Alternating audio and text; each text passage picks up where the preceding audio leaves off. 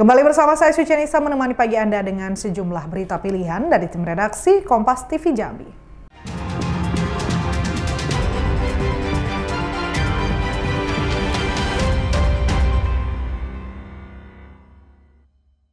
Kita beralih ke informasi lainnya. Saudara, demi melestarikan satwa dilindungi dan mengembalikan fungsi ekosistem, BKSDA Jambi bersama PT Restorasi Ekosistem Indonesia melepas liarkan 23 ekor satwa liar di Hutan Harapan, Kabupaten Batanghari, Jambi. Demi melestarikan satwa dilindungi dan mengembalikan fungsi ekosistem, BKSDA Jambi bersama PT Restorasi Ekosistem Indonesia melepas liarkan 23 ekor satwa liar di Hutan Harapan, Kabupaten Batanghari, Jambi. Satwa lindung yang dilepas liarkan terdiri dari 2 ekor beruang madu, 3 ekor berang-berang, 4 ekor burung tiung mas, dan 14 ekor ular sanca batik. 2 beruang madu berusia 27 dan 28 bulan sebelumnya dipelihara warga, lalu diselamatkan BKSDA, direhabilitasi di tempat penyelamatan satwa Jambi. Sementara satwa lain berasal dari pengiriman Jakarta. Sebelum dilepas liarkan, seluruh satwa telah menjalani proses observasi, pemeriksaan medis, dan koordinasi teknis. Hutan Harapan dipilih sebagai lokasi pelepas liaran karena memiliki 3 tipe habitat, hutan alam, semak belukar, dan perairan, dengan keragaman vegetasi serta sumber pakan alami. Berdasarkan data Reki, Hutan Harapan menjadi rumah bagi lebih dari 1.000 jenis flora, 64 spesies mamalia, 312 jenis burung, 71 reptil, 55 amfibi, dan 123 spesies ikan termasuk satwa kunci seperti harimau Sumatera dan rangkong gading. Hutan Harapan ini adalah dikelola oleh PT Reki, ini konsesi tetapi dengan mekanisme restorasi ekosistem dan secara habitat memenuhi syarat untuk dilepas liarkan satwa-satwa ini. Jadi sekaligus ini juga untuk mengembalikan atau menambah keanekaragaman hayati yang ada di Hutan Harapan PT Reki. Jadi harapannya satwa-satwa ini pertama dapat kembali berkembang di habitat alaminya, menambah populasi dan mempunyai peran secara ekologi di habitatnya. Kawasan restorasi ekosistem ini juga dijaga oleh tim patroli, tim monitoring keanekaragaman hayati, serta 79 unit kamera trap. Untuk metode pemantauan dari masing-masing spesies ini berbeda-beda. Yang pertama itu dengan beruang madu, kita memasang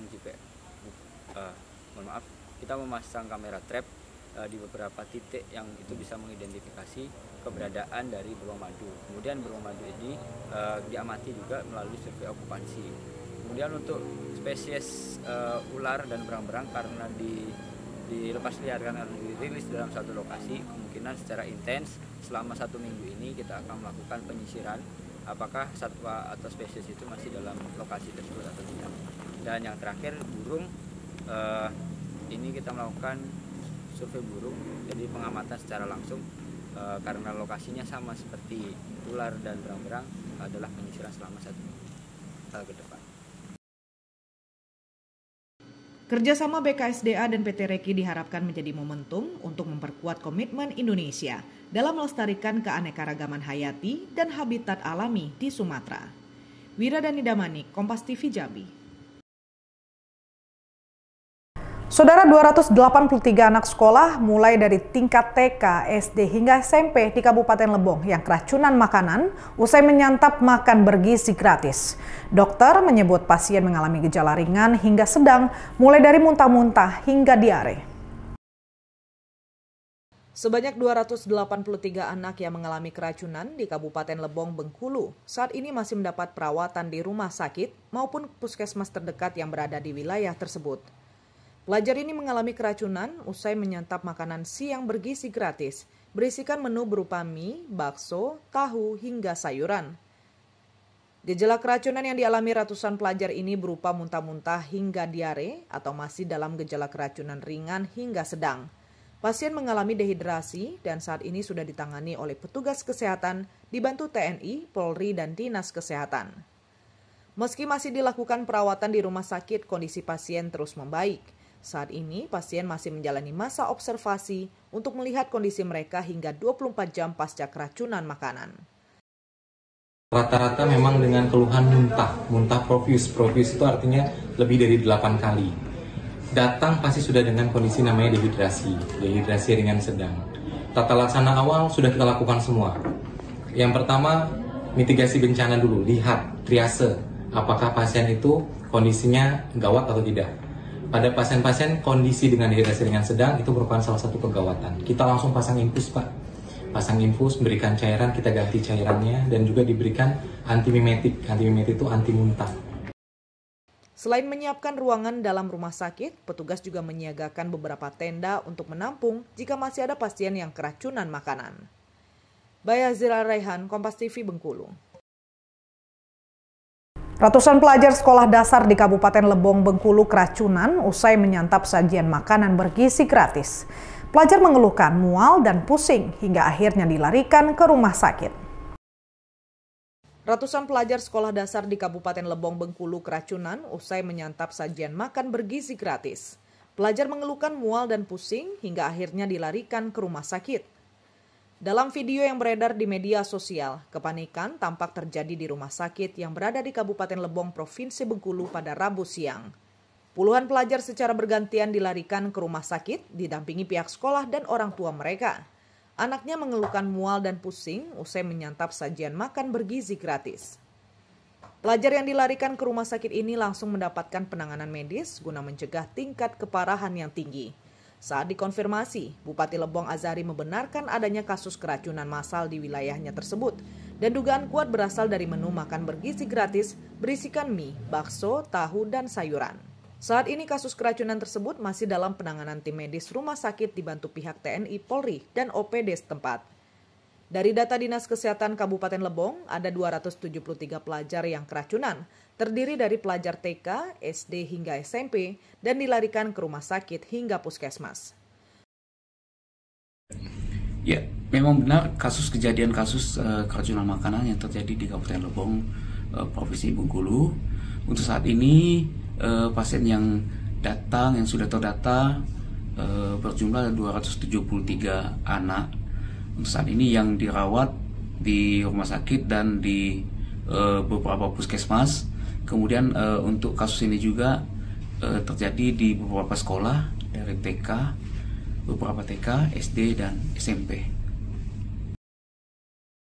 Pasien keracunan ini sendiri kini masih dilakukan observasi oleh petugas kesehatan 1x24 jam. Bayazir Al-Raihan, Kompas TV, Bengkulu. Sementara itu, saudara, polisi mengambil sampel makanan bergizi gratis yang diduga menjadi sebab keracunan massal di Kabupaten Lebong untuk dicek di laboratorium. Masyarakat diminta untuk tidak berasumsi lebih sembari menunggu hasil keluar.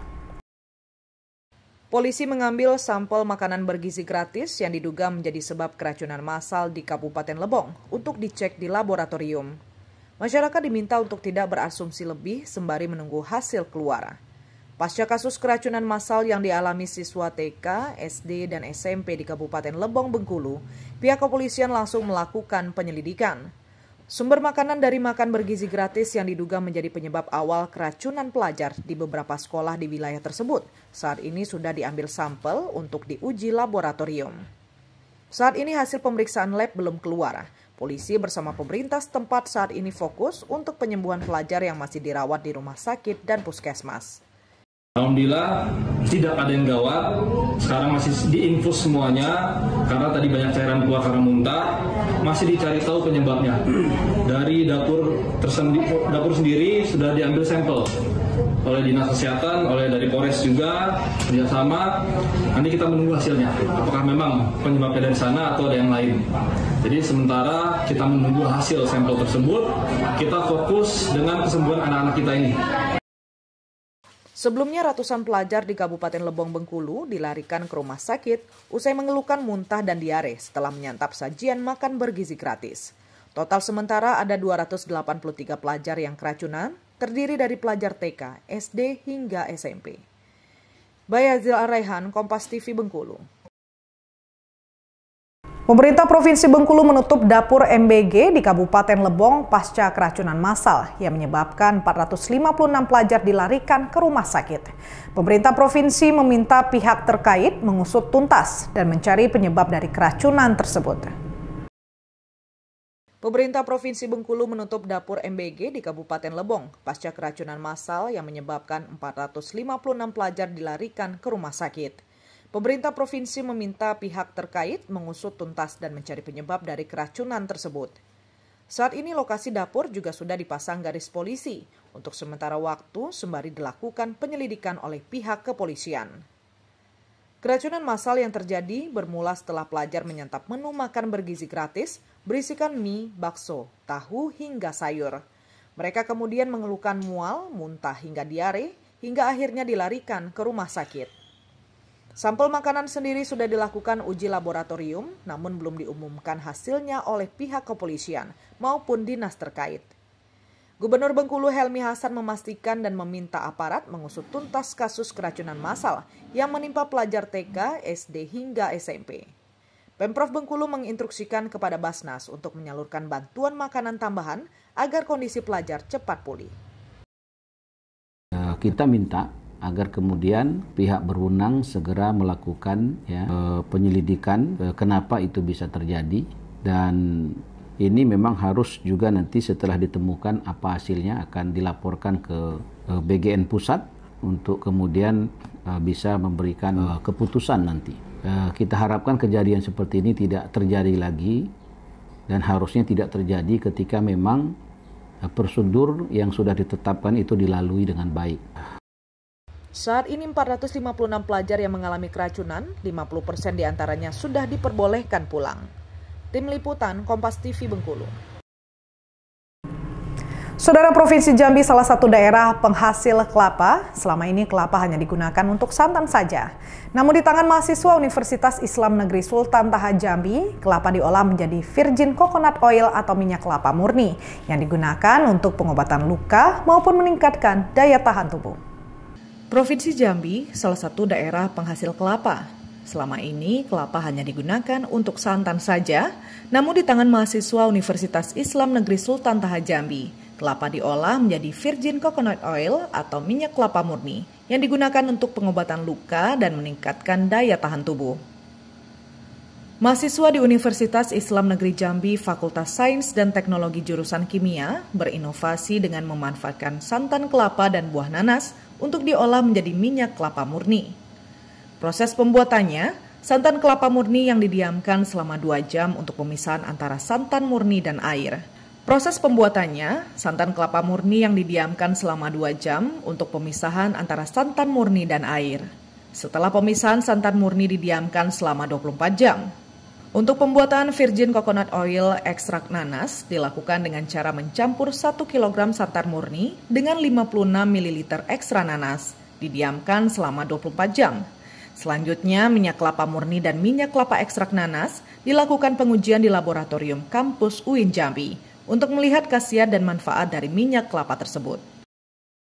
Bahan baku yang kita gunakan di sini itu cuma santan murni. Nah, bagaimana kami memperoleh santan murni tersebut itu kami beli santannya dari pedagang-pedagang santan, kemudian dipisahkan selama 2 jam itu untuk memisahkan santan murni tersebut dengan air.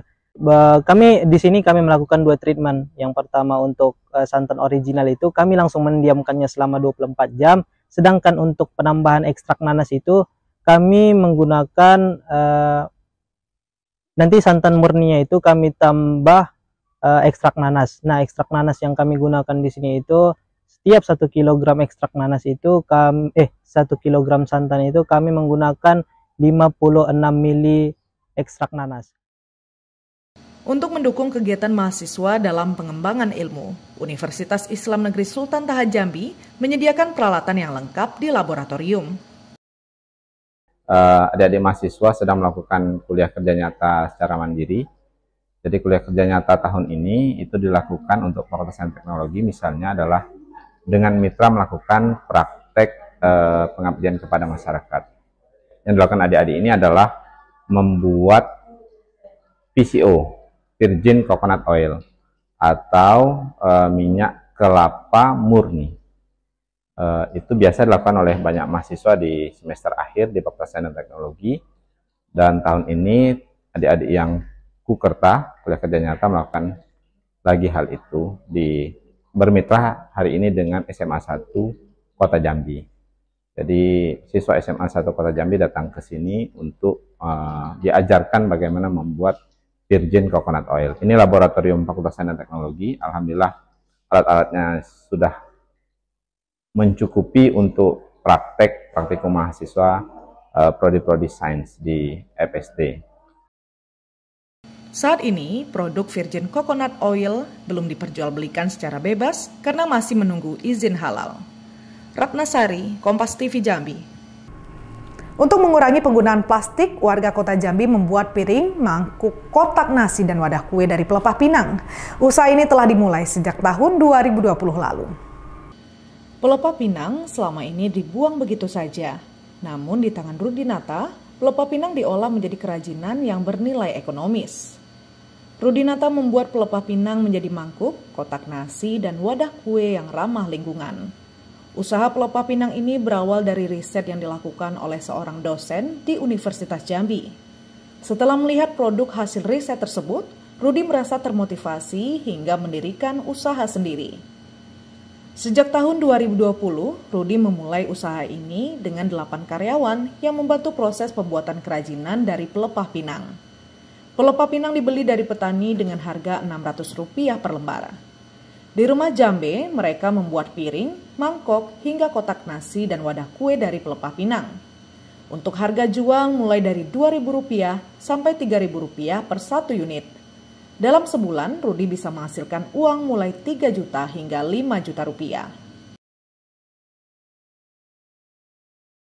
Perkenalkan, saya Rudi dari Rumah Jambe. Saya sebagai Direktur Utama di PT Rumah Jambe Citra Lestari.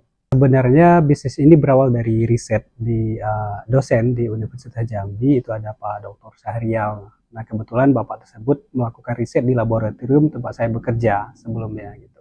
Nah, melihat produk yang dibuat oleh Bapak inilah saya kepikiran untuk sepertinya ini adalah pengganti dari piring plastik dan styrofoam yang menjadi permasalahan lingkungan. Nah, di Rumah Jambe ini kegiatan kita adalah memproduksi dan memasarkan piring Jambe sesuai dengan kata Jambe itu sendiri yang berarti pinang. Jadi kegiatan kita adalah membuat piring dari pelepah pinang yang food grade dan juga ramah lingkungan. Nah, usaha Rumah Jambe ini sudah dimulai sejak tahun 2020 sebelum pandemi COVID-19. Karyawan yang kita punya sekarang ada 8 orang untuk di bagian produksi dan juga untuk di preparasi bahan bakunya. Memang usaha ini berawal berkembangnya itu dari lingkungan kampus, jadi yang terlibat di bagian produksi itu adalah beberapa orang mahasiswa dan juga beberapa orang alumni dari kampus Unja Pondok Meja. Kita punya 10 varian produk yang terdiri dari beberapa bentuk piring dan juga mangkok. Awal berdiri itu kita cuma punya ada 5 varian produk. Waktu itu ada beberapa ukuran varian piring yang kecil dan juga ada 1 ukuran piring yang besar. Ini, jadi kita punya produk ini yang take away, ini seperti semacam lunchbox seperti itu. Jadi sudah ada tutupnya. Jadi ini kita bisa menyesuaikan untuk paper belt-nya ini tergantung dari yang order ke kita. Misalnya contoh itu dari restoran apa gitu. Jadi kita bisa tinggal menyesuaikan paper belt-nya ini sesuai dengan nama brand mereka. Jualannya kita online di Tokopedia dan Shopee, kemudian juga di WhatsApp Bisnis gitu. Jadi untuk pembeli sendiri itu datang dari mayoritas dari Pulau Jawa dan Bali. Harganya cukup terjangkau, harganya cuma hanya di kisaran 2.000 sampai 3.000-an per 1 piece-nya. Penjualan sendiri sebenarnya masih agak sedikit problem juga karena tidak selalu rutin terjual di setiap bulannya seperti itu. Ya rata-rata di kisaran 3 sampai 5 jutaan lah. Saat ini semua produk dari Rumah Jambe bisa dibeli melalui marketplace dan juga bisa pesan langsung ke rumah produksi Rumah Jambe. Ratna Sari, Kompas TV Jambi. Saudara warga Desa Ibru, Kecamatan Mestong, Kabupaten Muaro Jambi memproduksi pupuk kompos yang ramah lingkungan. Dalam 1 bulan bisa memproduksi 50 ton pupuk kompos organik dengan harga lebih murah dibanding pupuk kimia. Pupuk kompos telah menjadi salah satu solusi utama dalam pertanian berkelanjutan. Tidak hanya ramah lingkungan, tetapi juga memberikan manfaat ekonomi yang signifikan bagi petani dan masyarakat luas. Pupuk kompos sebagai solusi ramah lingkungan adalah kemampuannya dalam mengelola limbah organik. Limbah organik dan limbah perusahaan yang seharusnya menjadi sampah bisa diubah menjadi pupuk yang bermanfaat. Bahkan warga Desa Ibru, Kecamatan Mestong, Kabupaten Muaro Jambi, memproduksi pupuk kompos yang ramah lingkungan. Dalam 1 bulan bisa memproduksi 50 ton pupuk kompos organik dengan harga lebih murah dibanding pupuk kimia.